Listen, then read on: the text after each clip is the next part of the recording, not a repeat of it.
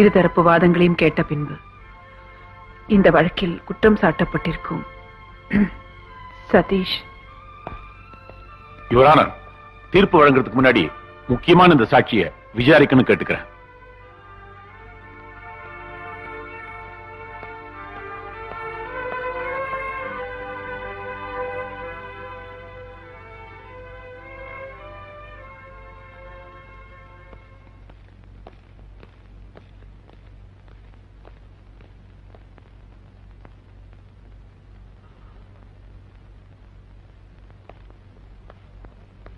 Your honour, இந்த சாட்சியை மறுபடியும் விசாரிக்கிறதுனால உண்மைகள் வெளிவரும். அதனால கனம் கோட்டார் அவர்கள் அனுமதி வழங்கும்படி கேட்டுக் கொள்கிறேன். Yes, proceed. நான் மருத்துவக் கல்லூரி மாணவன். நான், சதீஷ், வேணு 3 பேரும் ரூம்மேட்ஸ். எங்களுக்குள்ளதான் பந்தயம் கட்டிக்கிட்டோம். ஆனா அன்னைக்கு உண்மையிலே என்ன நடந்ததுன்னா,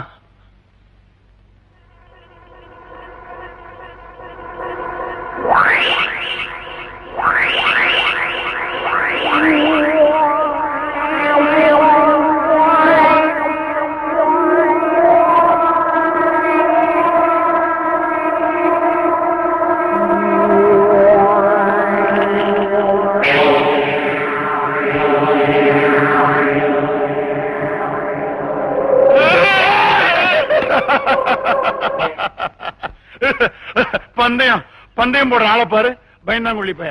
எந்திரடா வேணும், எந்திரி. வேணும் வேணும் வேணும் வேணும் என்னாச்சுடா உனக்கு? வேணும் வேணும், உன்னை நான் சும்மா பயங்காட்டினேன்டா. வேணும் வேணும், உன்னை பயமுறுத்துறதுக்காக செஞ்சேன்டா. வேணும் வேணும்.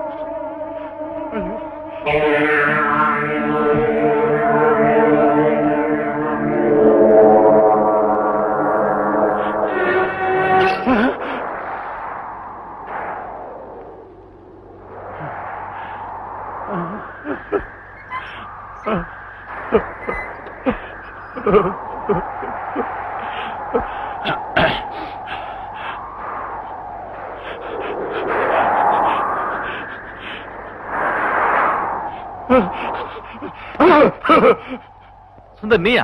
ராஜி, நான் ஒரு தப்பு பண்ணிட்டேன்டா. விஷயம் என்ன, அதை சொல்டா. நானும் சதீஷும் வேணுகிட்ட ஒரு பந்தயம் கட்டியிருந்தோம். சதீஷ் ஒரு புனங்கையில மோதிரத்தை மாட்டணும், அதை வேணு போய் கலட்டிட்டு வரணும். அதுக்கு பந்தயம் 1000 ரூபாய். எங்க நிஜமாவே மோதிரத்தை கலட்டி 1000 ரூபாய வாங்கிடுவானோன்னு நினைச்சு பயந்து போய் வீராசாமி பணத்தை அப்புறப்படுத்திட்டு அந்த இடத்துல நான் படுத்திருந்தேன். என்ன பார்த்து பயந்து அதிர்ச்சியில வேணு செத்துட்டான்டா. நான் விளையாட்ட ஆரம்பிச்சு வினையாயிருச்சுடா. அடப்பாவி, இதை யாருக்கிட்டையும் சொல்லிடாதடா. நான் தெரியாம பண்ணிட்டேன். நான் உன்னை காப்பாத்துறேன். ஆனா நான் சொன்ன மாதிரி தான் நீ கேட்கணும், சரியா? நீ என்ன சொன்னாலும் நான் கேட்கிறேன்டா. சத்தியமா இப்படி எல்லாம் நடக்கும் நான் எதிர்பார்க்கல. நான் விளையாட்டா செஞ்சது விபரீதமா போயிடுச்சுங்க.